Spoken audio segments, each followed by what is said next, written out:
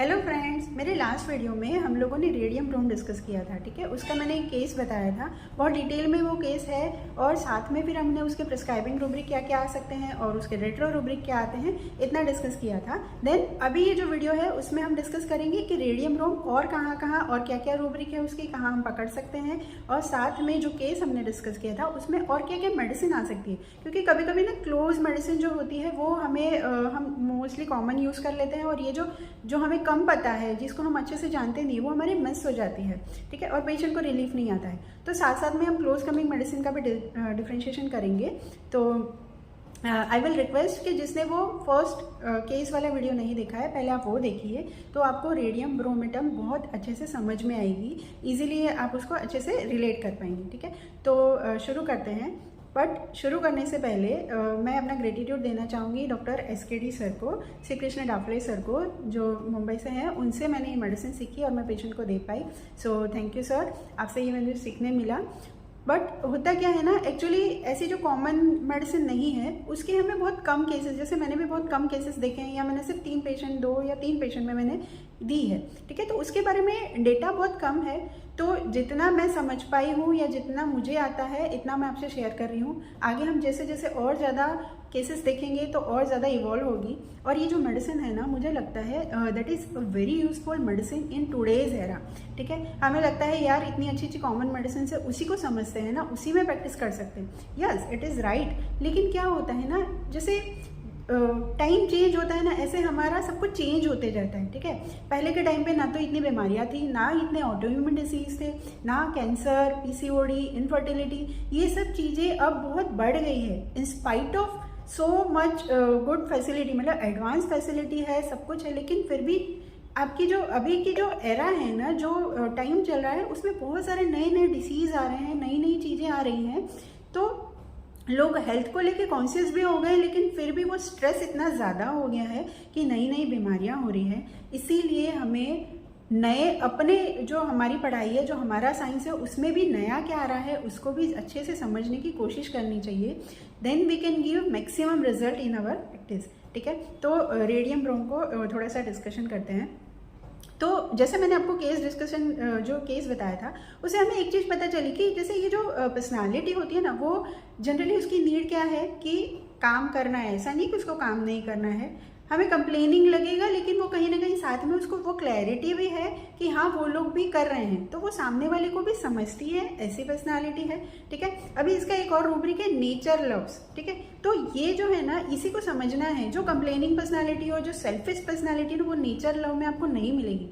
Nature loves का मतलब क्या होता है, जो जैसा है उसको ऐसे एक्सेप्ट करना। ठीक है, तो नेचर लव्स वाले जितने होते हैं ना, उनको ऐसा नहीं होता कि ये मेरे हिसाब से चले या मेरे हिसाब से करे, है ना। बट उनको ये चाहत, रेडियम ब्रोम को ये चाहत रहती है कि जितना मैं कर रही हूँ, जो मैं आपके लिए कर रही हूँ, उसको थोड़ा अप्रिशिएट करो, मुझे थोड़ा ध्यान दो मुझ पर। ठीक है, यही उसको चाहिए। उसको एक साथ की आशा है, उसको एक समझ, आप मुझे समझो, मैं आपको समझूं, ऐसे सिंपल उसकी नीड होती है। ठीक है, तो ये रेडियम ब्रोम की पर्सनालिटी है।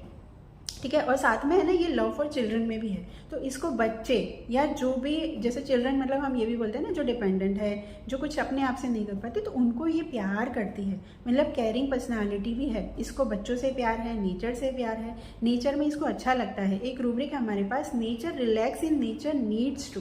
इसको चाहिए, ये रिलैक्स होना चाहती है नेचर में। ठीक है, एक अच्छी जो नेचुरल प्लेस है वहाँ पे इसको अच्छा लगता है। ठीक है, तो इस तरह की पर्सनालिटी है। लेकिन होता क्या है, जो इसकी नीड है कि मुझे अप्रिशिएट करे या फिर निगलेक्टेड फील होती है, ये सब चीज़ों के साथ साथ आपको क्या मिलेगा, जैसे वो केस जो हमने देखा वो तो था एक हाउसवाइफ का। ठीक है, लेकिन ये चीज़ आपको कहीं भी देखने मिल सकती है।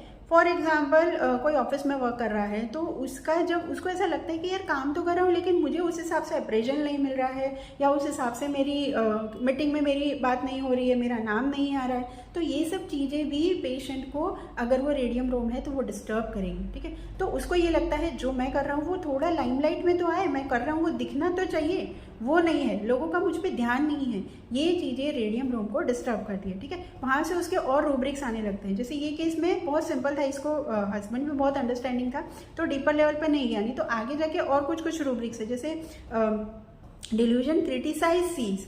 ठीक है, इसको क्रिटिसाइज किया जा रहा है। क्रिटिसिज्म क्या होता है कि कमियां निकालना, जानबूझ के, अरे यार ठीक तो किया है उसमें भी, नहीं नहीं लिखा तो ठीक है लेकिन तेरे मार्क्स मतलब हैंड राइटिंग अच्छी नहीं है, ठीक है, या प्रेजेंटेशन तो ठीक था ओके लेकिन थोड़ा 1-2 पॉइंट रह गए, है ना। तो इस तरह से जो क्रिटिसिज्म होता है ना, ढूंढ ढांड के कमियां निकालना, तो वो चीज़ें उसको फील होती है कि देखो मुझे क्रिटिसाइज कर रहे हैं, या डिल्यूजन बिट्रेड दैट इज, ठीक है, उसको बिट्रेल की फीलिंग आती है जब उसको ऐसा लगता है कि सामने मैं जो कर रही हूँ मुझे क्या मिल रहा है, मैंने जो सोचा था मुझे क्या मिला, मुझे तो धोखा ही मिला ना, जब मैंने सोचा था कि आप मेरा साथ दोगे मुझे नहीं मिला, तो वो बिट्रेल वाली फीलिंग भी आ सकती है।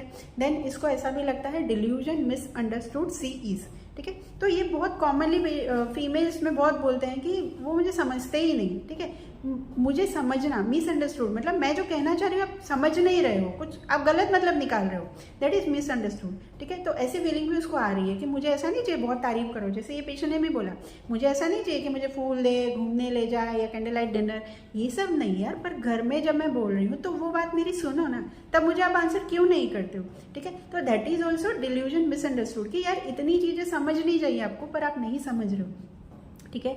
या फिर इसको ऐसा लग सकता है डिल्यूजन रेप्यूडिएटेड ही इज, ठीक है। अभी रेप्यूडिएटेड क्या होता है ना, रेप्यूडिएटेड मतलब आप थोड़ा सा उनको ना अस्वीकार कर देते हो या उसको रिकॉग्नाइज नहीं करते हो। जैसे फॉर एग्जांपल कॉलेज का कोई ग्रुप है, ठीक है, अब 6 लोगों का ग्रुप है और सडनली किसी की बर्थडे आई और छठे को पता चला कि ये लोग 5 लोग चले गए तो इसको बुलाया ही नहीं, ठीक है, पढ़ाई करने जा रहे हैं तो इसको नहीं बुला रहे, तो दैट इज उसको फिर क्या फील आएगी, रेपुडिएट कर दिया ना, मुझे क्यों नहीं बुला रहे, मुझे क्यों नहीं ले रहे हैं, तो वो एक्सेप्ट करने वाली जो बात होती है वो नहीं होती है, ऐसा पेशेंट को लग सकता है, ठीक है। अब और delusion repudiated he is by others, ठीक है, तो हो सकता है वो खुद के जो आसपास के फैमिली के या उसके ऑफिस के जो उसके एनवायरनमेंट के लोग हैं वो कर रहे हैं, या अदर्स, ठीक है, बाहर के लोग मुझे रेपुडिएट करते हैं, मेरा स्वीकार नहीं करते, या मुझे मतलब जो इन्वॉल्वमेंट है जो मेरे साथ दिखनी चाहिए वो नहीं होती, ठीक है।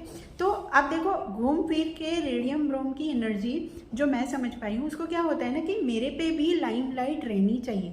जैसे अगर हम रेडियम को देखें तो रेडियम की लाइट ना कैसे चमकती है ना, और अगर रेडियम को समझे तो वो भी है ना एक रेडियो एक्टिव एलिमेंट है, तो उसमें बहुत अनस्टेबिलिटी रहती है, उसमें से रेडिएशन निकलता है और इसीलिए वो इतना फ्लोरेसेंट होता है, मतलब बोर्ड पे, साइन बोर्ड पे, सब जगह हम देखते हैं, ठीक है। तो यही चीज़ रेडियम की भी नीड होती है, वही उसका लाइट डिज़ायर है, वही उसका फियर ऑफ बीइंग अलोन है, ठीक है, मुझे अकेला नहीं रहना, मुझ पे भी फोकस हो, मुझ पे भी लाइट हो, ऐसा रेडियम ब्रोम को भी लगता है, ठीक है। तो करती है, सबके लिए प्यार भी है, ठीक है, और ऐसा भी नहीं है कि लड़ाई झगड़ा एंगर ऐसा कोई रूब्रिक आपको रेडियम ब्रोम में नहीं मिलेगा, ठीक है। तो ये चीज़ें रेडियम ब्रोम में रहती है, लेकिन जब उसकी नीड नहीं सेटिस्फाई होती, जब उस पर ध्यान नहीं देते, उसको निग्लेक्ट करते हैं, ठीक है, तो वहाँ पे उसको क्या फील आता है कि मेरा आईपीआर या जो भी है वो उसको समझ नहीं रहे, तो वहाँ उसको लगता है कि सब लोग डैडे में कर रहे हैं, उसको किसी को कोई फर्क नहीं पड़ता है। जैसे ये केस में भी अगर देखे जो मैंने केस शेयर किया है, उसने क्या बोला ना कि मैं तो कहीं खो गई हूँ,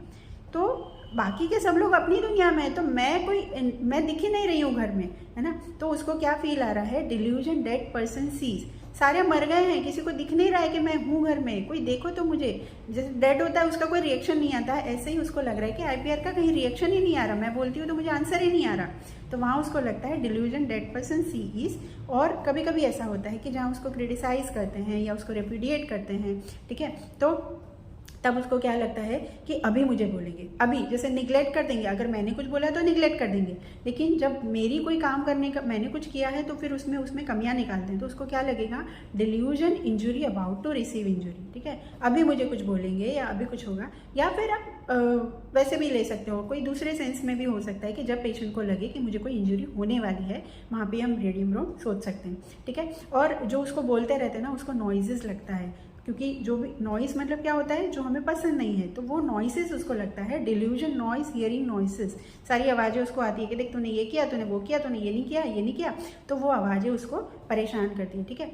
डिल्यूजन फेसेस सी अगली, तो वो सारे फेसेस जो उसको बोलने वाले हैं, जो उसको इग्नोर करने वाले हैं, जो उसको निग्लेक्ट करने वाले, वो सब उसको गंदे लगते हैं, अगली लगते हैं कि ये क्या ये लोग हैं, ठीक है। तो ये सब चीज़ों की वजह से अल्टीमेटली उसको क्या फील होता है, अकेलापन फील होता है, हेल्पलेस हो जाती है, वो 4 सेकंड फीलिंग आती है, उसको लगता है कि मुझे देखने वाला, मुझे प्यार करने वाला कोई नहीं है, nobody has time for me, है ना। जैसे उसने बोला कि मम्मी ने भी बोल दिया कि अब तेरा घर है तो तू कर, है ना, तो मेरे साथ इन्वॉल्वमेंट नहीं है कि हाँ चलो हम करते हैं, जैसे पहले करते थे वैसे नहीं है, हस्बैंड का भी ऐसा ही कि जो पहले हमारा बॉन्डिंग था, पहले जो हमारा अटैचमेंट था वो नहीं है, वो टाइम ही नहीं मिल रहा है, ठीक है। तो उसको एक अकेलापन लगता है और जिसमें उसको सफोकेशन होने लगती है। डिल्यूजन एज इफ सफोकेटिंग, मतलब उसको सांस लेने में दिक्कत होती है कि यार ये क्या है, कैसे लोग हैं, मुझे समझ ही नहीं रहे, देख ही नहीं रहे, ठीक है।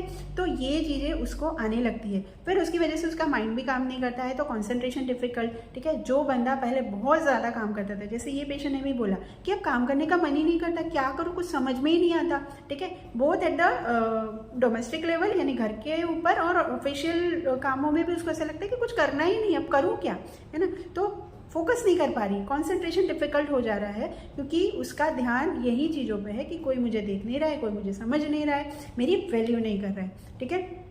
तो ये सब चीज़ों की वजह से फिर उसको 4 सेकंड फीलिंग आती है, सैडनेस आती है, ये सब चीज़ों में वो चली जाती है, ठीक है। और अगर हम देखें थेरापिटिकल वे में, अगर हम देखें ना, तो रेडियम ब्रूम जितना हमने देखा है, तो हम कहाँ यूज़ करते थे, जहाँ एक्सरे का एक्सपोजर है, रेडिएशन का एक्सपोजर है, ठीक है। और कैंसर केसेस में, ठीक है, ऐसा बोलते हैं कि पेन, अगर कैंसर का पेन या ऐसा कुछ है, तो कैंसर केसेस में आप बहुत अच्छे से रेडिएशन एक्सपोजर, जैसे रेडियोथेरापी ली है, उसके साइड इफेक्ट है, वहाँ पर आप रेडियम ब्रूम दे सकते हो, ठीक है। तो यहाँ पे मैंने ऐसा सोचा कि आप सोचो कैंसर भी किसको होता है ना, हम ऐसे सोचते हैं कि आजकल खाने में केमिकल ये वो, लेकिन इससे ज़्यादा होता है आपका माइंड लेवल पे, आपकी सोच वो बहुत ज़्यादा काम करती है आपको किसी भी बीमारी तक ले जाने के लिए, ठीक है। तो कैंसर में भी क्या होता है, जब आपके सेल बढ़ने लगते हैं और आप खुद ही एक डिस्ट्रक्शन, मतलब आप खुद जब सोचते हो ना कि मुझे जीना ही नहीं है ना, तो यहाँ पे भी रेडियम ब्रूम को जब ऐसी फील आती है ना, मुझे जीना ही नहीं है, क्या करना अकेला जी के, क्या मतलब है ऐसी ज़िंदगी का, तब आप ऐसी बड़ी बड़ी बीमारियों को अट्रैक्ट करते हैं और फिर आपको ये होता है।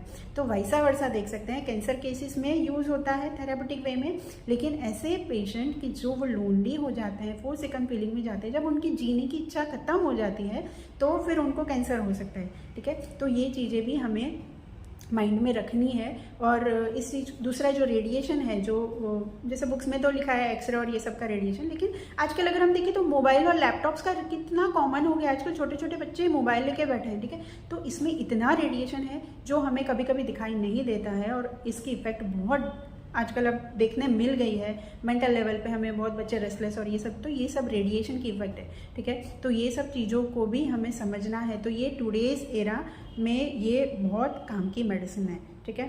तो ये तो हो गया एक जो एक निगलेक्टेड फील वाला जो हमने देखा, केस देखा, उसके अलावा क्रिटिसाइज वाला, रिप्यूडिएट वाला, ये फैसेट आपको मिल सकता है, ठीक है। उसके अलावा दूसरा, जैसे एक मैंने बताया delusion, injury, about to receive injury, ऐसा भी है। और इसको लाइट में रहना है, कंपनी में रहना है, क्योंकि अकेले जब रहता है ना तो इसको डर लगता है, ठीक है। तो कोई निगलेक्ट वाली फीलिंग नहीं है, कुछ नहीं है, लेकिन ऐसे फियर वाले रूब्रिक भी आप अगर देखो तो वहाँ से भी आप रेडियम ब्रूम को पकड़ सकते हो, ठीक है। ये है फियर ऑफ डार्क में है, फियर ऑफ स्टारवेशन में भी है, ठीक है, कि खत्म हो जाएगा, जो वही हो गया ना, डिसीज एक लेवल तक चला गया। तो स्टारवेशन मतलब इट इज़ नॉट ओनली कि आपको खाना नहीं मिल रहा है, लेकिन बिल्कुल नहीं मिलना, वो सिर्फ खाने से नहीं, प्यार से, आपके सामने IPR की लव, नीड, अट्रैक्शन, है ना, वो सब चीज़ों में भी हो सकता है, तो वो बिल्कुल ख़त्म हो जाएगा। या fear of being alone in the darkness, ये बहुत लगता है इसको कि मैं एकदम अकेला ना हो जाऊँ। फियर ऑफ रॉबर्स, कहीं सब लूट के ले लेंगे। फियर ऑफ घोस्ट है, फियर समथिंग वेल, कुछ हो जाए, कुछ हो जाएगा, ऐसा डर उसको लग सकता है, ठीक है। तो ये सब चीज़ें हो सकती हैं रेडियम ब्रूम में। उसके अलावा हमने देखा कि फियर्स बहुत सारे हैं, ठीक है। और वैसे ही इसके ड्रीम्स भी आपको दिखेंगे, बहुत सारे अलग अलग डरावने इसको ड्रीम आते हैं, और ये सब चीज़ों से डर जाता है। और इसी वजह से आपको पेन में इसका जो प्रेजेंटेशन है वो कैसा देखने मिलेगा ना, पेन, रेस्टलेसनेस, पेन फ्रॉम, ठीक है। बहुत अच्छी मेडिसिन है for rheumatoid arthritis, joint pain, fibromyalgia, ये सब चीज़ों के लिए भी बहुत अच्छे से यूज़ कर सकते हैं हम रेडियम ब्रूम को, क्योंकि बहुत सारा पेन होता है। जैसे ये पेशेंट को भी था ना कि काम करने का मन नहीं करता, एनर्जी ही नहीं है, मैं पहले जैसे दौड़ती थी अब वो मैं नहीं दौड़ पा रही हूँ, ठीक है। तो पूरे बॉडी में पेन वाली फीलिंग और ऐसी वाली फीलिंग जहाँ उसको मूवमेंट करने से अच्छा लगता है, रस्टॉक्स के भी बहुत क्लोज चलती है, ठीक है। तो ऐसी कंडीशन में भी हम रेडियम ब्रूम को यूज़ कर सकते हैं, ठीक है। बट बेसिकली उसका कोर कहीं ना कहीं हमें ये मिलेगा कि वो अकेलापन, वो निगलेक्टेड फीलिंग, वो नॉट अप्रिशिएटेड, वो क्रिटिसाइज, ये सब चीज़ों की वजह से सैडनेस में जाता है, मोरोज में जाता है, ठीक है। तब उसको लगता है कि कोई कुछ मत बोलो, ठीक है, टच अवर्जन टू बी, मुझे बात ही मत करो, टच ही मत करो, ठीक है। टेसिटर्न हो जाती है, वो बिल्कुल साइलेंट हो जाएगी, चुप हो जाएगी, ठीक है। और तब उसको ऐसा लगता है कि छोड़ो कुछ नहीं बोलना, क्वाइट वॉन्ट्स टू बी, अब उसको शांति चाहिए, quiet wants to be, repose and tranquillity desires, ठीक है। तो ये सब प्रेजेंटेशन होता है रेडियम ब्रोम का, ठीक है। इसके अलावा जो मैंने बहुत कुछ चीज़ें हमें नई नई मिल सकती है तो हम उसको ऐड ऑन कर सकते हैं, लेकिन ठीक है। और जो मैंने आपको बोला था कि जो केस में जो हमें क्लोज कमिंग लग रही है तो उनका डीडी कर लेते हैं तब तक, ठीक है। तो डीडी में सबसे जो पहली मेडिसिन जो बहुत क्लोज लगेगी हमें ऐसे केसेस में, दैट इज सेपिया, ठीक है। तो सेपिया क्या है ना, सेपिया भी ऐसे ही बोलती है कि मैं इतना करती हूँ, इनको तो कोई फिक्र ही नहीं है, मुझे तो कोई सुनता ही नहीं है, कोई ध्यान ही नहीं है, इतना मैं तो करती हूँ, सुबह शाम दिन रात लगे रहो, ठीक है। तो ये होता है सेपिया का से, लेकिन जो हाउ होता है ना वो बहुत अलग होता है सेपिया का, ठीक है। सेपिया जो है ना डिल्यूजन पुअर में है, ठीक है, पैथेटिक फील में है, उसको ऐसा लगता है कि मैं तो घिस गई एकदम, है ना। तो सेपिया का जो प्रेजेंटेशन है वो आपको क्लिनिक में भी ऐसा पुअर वाली फीलिंग देगा कि क्या इसकी क्या वैल्यू है, और साथ में इसका आईपीआर भी एक्चुअली इसकी वैल्यू मोस्टली नहीं करता है। उसको लगता है मेरे में तो क्या है ना, सिर्फ मैं घर का काम करके थोड़ी अपना जगह बना सकती हूँ, ठीक है। उसको खुद को अपने अंदर पॉवर्टी वाली फीलिंग होती है कि मेरे में कुछ नहीं है, ठीक है। तो वो फिजिकली भी एनर्जी में भी पुअर होती है, मेंटली अपने आप को भी बहुत पुअर समझती है, ठीक है। तो ये चीज़ें सेपिया में होती है, it is not there in the radium room, ठीक है। रेडियम रूम बोलती है कि ये लोग समझते नहीं है, मुझे निग्लेक्ट करते हैं, लेकिन रेडियम ब्रोम है ना वो क्लैरिटी ऑफ माइंड में रहती है, तो वो सामने ये भी बोलती है कि नहीं ये ठीक है, ये लोग ऐसा करते हैं लेकिन ध्यान भी रखते हैं, हस्बैंड सपोर्ट नहीं करते लेकिन मुझे पता है बैक हैंड में है, ठीक है। तो ये चीज़ें उसको अलग कर सकती है। अदरवाइज रूब्रिक के अगर उसमें हम देखें ना तो सेपिया और रेडियम ब्रोम में बहुत कॉमन रूब्रिक्स बहुत सारे हैं, इरिटेबल होती है, विपिंग में भी बहुत सारा, फिर फस्टेडियस भी है, मोरोज हो जाती है, ठीक है, और फियर ऑफ स्टार्वेशन में दोनों है, ठीक है। दोनों बहुत इंडस्ट्रियस होती है लेकिन बाद में दोनों को ही एवर्जन हो जाता है कि काम नहीं करना है, इंडोलेंस एवर्जन टू वर्क, ठीक है। तो दोनों इस तरह से सेम लग सकती है, लेकिन हाउ जो है सेपिया का पुअर पैथेटिक वाला इस तरह से मिलेगा, उसका आईपीआर आपको इतना अंडरस्टैंडिंग नहीं मिलेगा जैसे आपको रेडियम ब्रोम में मिल सकता है, ठीक है। तो this is differentiation from sepia. Now जो दूसरी मेडिसिन जो क्लोज लग सकती है ऐसे केसेस में, दैट इज हेमामालिस, ठीक है। क्योंकि हेमामालिस का कोर भी अगर हम देखें ना तो वो यही रहता है कि delusion she is not appreciated, delusion she is criticize, delusion he और सी इज निग्लेक्टेड, ठीक है। तो ये तीन रूब्रिक भी डालते हैं तो साथ साथ में आती है हेमामालिस। लेकिन हेमामालिस जो है ना वो बहुत हॉटी रहता है, उसका जो मैं है ना वो बहुत बड़ा रहता है, मैंने इतना किया, इन लोगों को फिक्र नहीं है, मैंने किया, मैं करके देता हूँ, मेरा ये लोग वैल्यू नहीं करते हैं, ठीक है। तो इस तरह का मैं जो होता है वो कहीं ना कहीं आपको हाईलाइटेड दिखेगा इन केस ऑफ हेमामालिस, ठीक है। और अगर हेमामालिस को नहीं मिलता ना वो अप्रिशिएशन तो वो लेमेंटिंग तक भी जाता है कि हाय मुझे तो सुनते ही नहीं है, मेरे तो कोई परवाह ही नहीं है इनको, ठीक है। तो दोनों वे में होता है, लेकिन उसका जो मैं है ना हेमामालिस का आपको ज़्यादा दिखेगा क्योंकि हेमामालिस अपने आप को बहुत बड़ा समझता है, ठीक है। But it is not with radium brom, ठीक है। रेडियम ब्रोम नेचर लव्स की मेडिसिन है, चिल्ड्रन लव की मेडिसिन है, ठीक है। तो वो क्या चाहती है कि जो मैं कर रही हूँ उसकी डिजर्व वैल्यू मुझे मिलनी चाहिए, delusion valued he is not में रेडियम ब्रोम है, ठीक है। तो रेडियम ब्रोम का थोड़ा सा हाउ अलग रहेगा लेकिन हॉटी होती है हेमामालिस, ठीक है। तो ये अप्रिशिएशन को सिर्फ पकड़ेंगे तो हम कंफ्यूज होंगे, लेकिन दोनों का हाउ देखेंगे और दूसरी चीज़ें देखेंगे, जैसे ये प्रोफेशनल लेवल पे भी बहुत अच्छा सा कर रही थी, ठीक है, और सबकी केयर भी कर रही थी, ठीक है, सबके लिए भाग भी रही थी, तो ये दोनों चीज़ें थोड़ा सा अलग कर सकती है, ठीक है। Then the third close coming medicine is pulsatilla, ठीक है। पल्सेटिला भी हमें लगेगी कि रो रही है, देखो मेरा ध्यान नहीं रखते, मुझे अप्रिशिएट नहीं करते, थोड़ी मेरी तारीफ करे, ठीक है। ये फील हमें पल्सेटिला में भी आएगा, लेकिन पल्सेटिला भी कैसी होती है ना वो मैनिपुलेटिव है, ओके। तो पल्सेटिला का है ना उसकी नीड खत्म नहीं होती, ऐसा नहीं कि उसको मिलता नहीं है, लेकिन पल्सेटिला की नीड बहुत ज़्यादा है, उसको चाहिए बहुत सारा अफेक्शन, एब्सॉर्ब्स अफेक्शन, जितना भी मिलेगा सब जगह से ले लूँ, सास से भी ले लूँ, ससुर से भी ले लूँ, पति से भी ले लूँ, देवर से भी ले लूँ, सबसे मुझे तारीफ मिलनी चाहिए, सबसे मुझे प्यार मिलना चाहिए, ठीक है। तो उसकी नीड बहुत ज़्यादा रहती है, तो इसकी वजह से वो परेशान होती है। और दूसरा क्या है ना, जैसे अगर इस केस में हम देखें तो उसने क्या बोला कि जब तक मुझे सहन होता है तब तक मैं सास को नहीं बताती हूँ कि मुझे तकलीफ हो रही है और आप काम कर लो, ठीक है। जबकि अगर यहाँ पे पल्सेटिला होती तो वो क्या करती ना, पहले ही जैसे ही उसको दर्द शुरू होता, सपोज काम तो करती है, ऐसा नहीं करती पल्सेटिला, लेकिन उसको दर्द होता है ना तो फिर वो ऐसी नौटंकी करके वो इतना अच्छे से सास को मैनिपुलेट करती, मम्मी जी प्लीज़ थोड़ा सा पास में खड़े रहो तो मुझे दर्द हो रहा है, तो वो मम्मी खुद ही बोलेगी ठीक है तू बैठ जा मैं कर ले रही हूँ, है ना। तो वो मैनिपुलेट कर लेती है सिचुएशन को कि ठीक है, फिर ऊपर से तारीफ भी कर लेगी, ठीक है मम्मी जी तो इतनी अच्छी है, मम्मी जी तो मेरा ध्यान रखती हैं, ठीक है। तो वो मम्मी जी भी इतनी खुश हो जाती है कि नहीं नहीं चलो बहू हमारी अच्छी है, बहू दो शब्द अच्छे बोलती है, दो काम ज़्यादा कर देगी, ठीक है। लेकिन ऐसा मैनिपुलेशन वाला केस इसमें नहीं था, ठीक है। सी इज़ नॉट सेल्फिश, उसने तो एक्चुअली वो कर रही थी, दौड़ रही थी और उसको मी टाइम कम पड़ रहा था, ठीक है। जो लाइट मिलनी चाहिए अपने ऊपर जो मिलना चाहिए वो नहीं मिल रहा था। This is important in this case, ठीक है। तो ऐसे पल्सेटिला रूल आउट हो गई, ठीक है।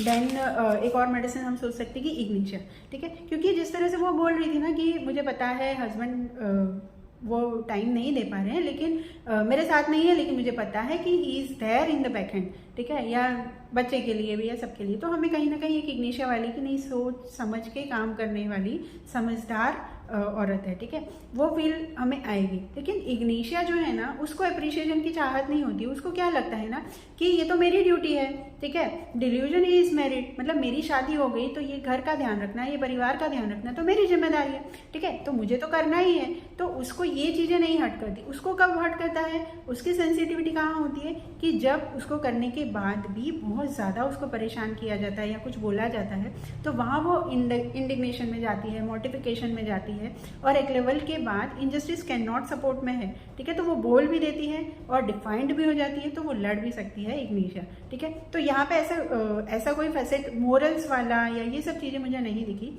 तो मैंने इग्निशिया भी नहीं सोची थी, ठीक है। तो this is in short about radium brom. I hope आपको वीडियो अच्छा लगा होगा। अच्छा लगे तो प्लीज़ लाइक कीजिए, शेयर कीजिए, कमेंट कीजिए, ठीक है, और ज़्यादा से ज़्यादा लोगों के साथ शेयर कीजिए। Thank you so much.